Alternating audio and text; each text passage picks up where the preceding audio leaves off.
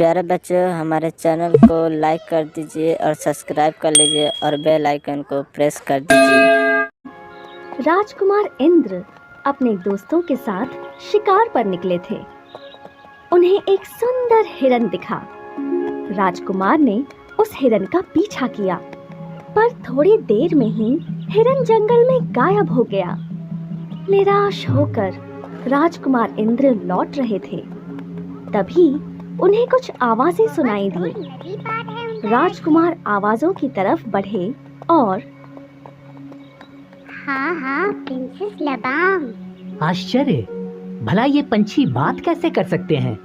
मैं अभी राजकुमारी लबाम के राज्य से लौटा हूँ। क्या तुमने राजकुमारी लबाम को देखा?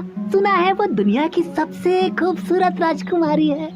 हाँ, मैंने कभी इतनी खूबसूरत लड़की नहीं देखी। सच?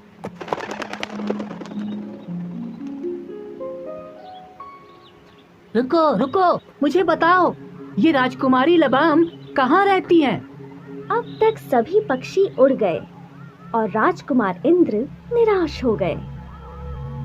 राजकुमार इंद्र अपने राजमहल लौट आए।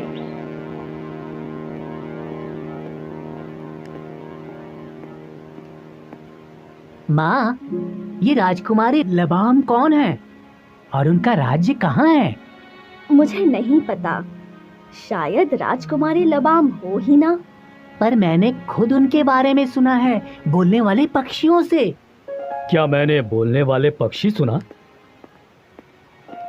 हाँ पिताजी, मैंने खुद सुना है और वो पक्षी राजकुमारी लबाम की खूबसूरती की तारीफ कर रहे थे। मैं उन्हें देखना चाहता हूँ। राजकुमारी लबाम जैसी कोई राजकुमारी नहीं है इंद्र। मैं फिर भी खुद पता लगाना चाहता हूँ पिताजी, मुझे उन्हें ढूंढने जाना है। राजा धैर्य सिंह और रानी रूपवती ना चाहते हुए भी अपने लाडले राजकुमार इंद्र को जाने की अनुमति दे देते हैं और अब राजकुमार इंद्र अकेले निकल पड़ते हैं अपने सफर पर, राजकुमारी लबाम की खोज में। पूरा दिन चल चल के राजकुमार इंद्र थक गए और उन्होंने एक नदी के तट पर विश्राम करने की सोची। उन्होंने नदी का पानी पिया और फिर अपने भोजन की गठरी खोली। अरे ये क्या? सारी मिठाइयों को चींटियां लगी हैं।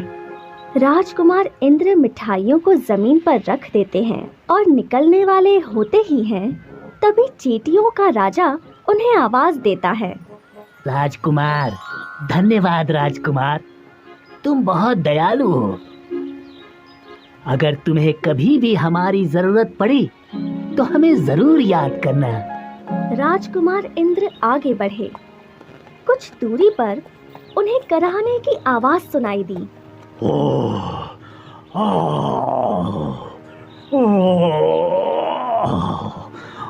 वहाँ एक शेर दर्द के मारे कराह रहा था।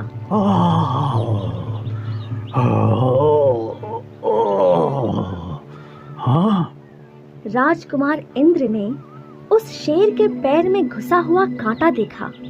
मैं तुम्हारा ये कांटा निकाल सकता हूँ, पर अगर कांटा निकालने पर तुमने मुझे खाने की कोशिश की तो? मैं तुम्हें नहीं खाऊंगा, ये वचन देता हूँ। पर ये कांटा निकालो, मुझे बहुत दर्द हो रहा है। शेर का वादा सुन राजकुमार इंद्र उसकी मदद करते हैं। पर जब वो कांटा खींचते हैं तब शेर जोर से दहाड़ता है और शेरनी भागी भागी आती है। शेरनी राजकुमार इंद्र पर हमला करने ही वाली होती है। इसने मेरी मदद की है, ये दुश्मन नहीं है। इसने तो मेरे पैर में चुभा हुआ कांटा निकाला।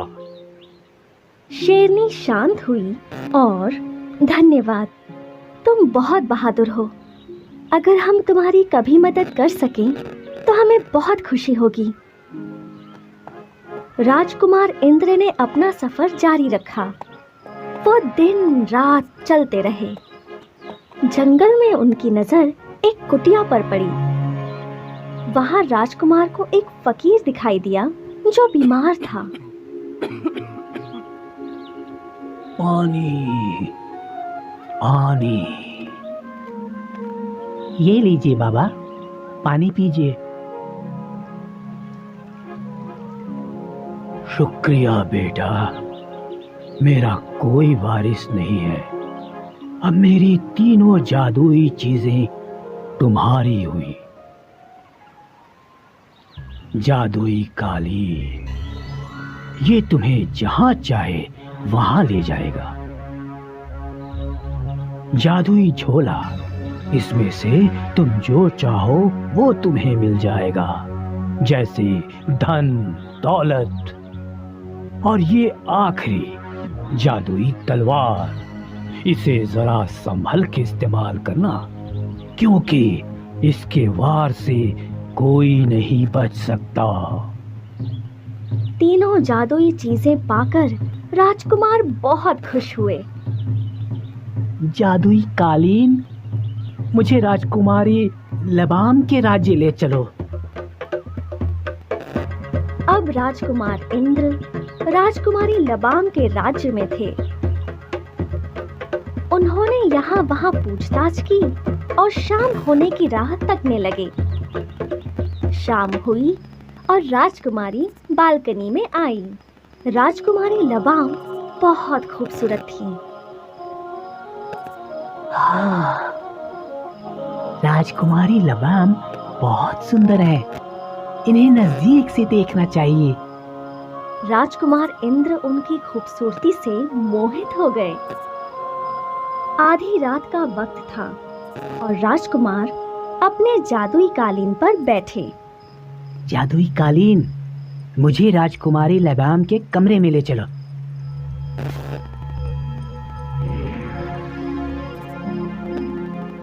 राजकुमारी अपने कमरे में सो रही थी। ये तो और भी खूबसूरत लग रही है।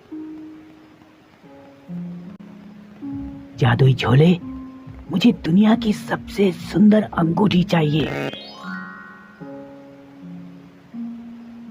अंगूठी पहनाने के लिए जैसे ही राजकुमार इंद्र ने राजकुमारी लबाम का हाथ छुआ, कौन हो तुम? यहाँ क्या कर रहे हो? मैं राजकुमार इंद्र हूँ, राजा धैर्य सिंह का पुत्र। मैंने आपकी खूबसूरती की बातें सुनी थी और वो सब सच है। मैं आपसे शादी करना चाहता हूँ। आप शादी के विषय में पिताजी से बात कीजिए। राजकुमारी वहां से शर्मा कर चली जाती है। प्रणाम, मैं राजकुमार इंद्र हूँ, राजा धैर्य सिंह का पुत्र। मैं आपकी पुत्री राजकुमारी लबाम से शादी करना चाहता हूँ। मेरी पुत्री से शादी करने के लिए मेरी 3 शर्तें पूरी करनी होंगी। क्या तुम्हें ये मंजूर है? हाँ राजा जी, मंजूर है। मेरी पहली शर्त है, तुम्हें 10 बोरी सरसों के दानों का 1 दिन में तेल निकालना है।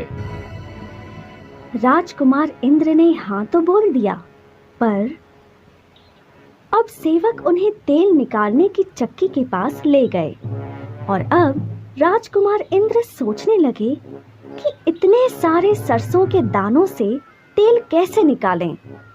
तभी उन्हें चींटियों की याद आई। चींटियों के राजा, मुझे तुम्हारी जरूरत है।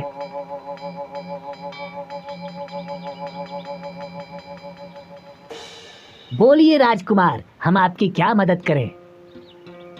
मुझे इन सारे सरसों के दानों का तेल निकालना है।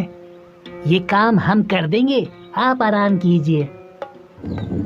मेहनती चींटियां बड़ी फुर्ती से सरसों का तेल निकालने लगीं और कुछ ही घंटों में सारे सरसों के दानों का तेल निकल गया। राजकुमार इंद्र खुश थे कि पहली शर्त पूरी हुई।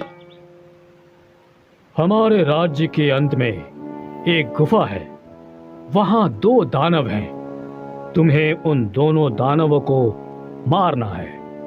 ये मेरी दूसरी शर्त है। राजकुमार इंद्र गुफा के बाहर पहुंचे और उन्हें डरावनी आवाजें सुनाई दी। तभी उन्हें शेर और शेरनी की याद आई। शेर और शेरनी, मुझे तुम्हारी मदद की जरूरत है।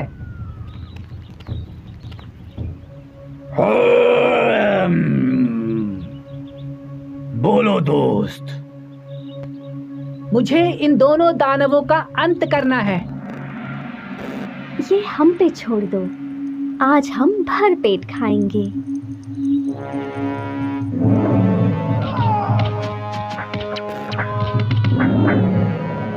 शेर और शेरनी दानवों को मार देते हैं और दूसरी शर्त पूरी हो गई। मेरी तीसरी और आखिरी शर्त, ये जो पेड़ है इसे तुम्हें ज्यादा से ज्यादा 2 वार में काटना है। अब राजकुमार को फकीर की बात याद आई और राजकुमार ने जादुई तलवार निकाली। सिर्फ एक वार में पेड़ के 2 टुकड़े हो गए। बहुत खूब, तुमने राजकुमारी लबाम को जीत लिया। राजकुमार इंद्र और राजकुमारी लबाम की शादी बहुत धूमधाम से हुई और अब राजकुमार इंद्र ने राजकुमारी लबाम के साथ साथ उस राज्य को भी जीता। वो राजा बन गए और राजा इंद्र ने हमेशा अपनी प्रजा को खुश रखा।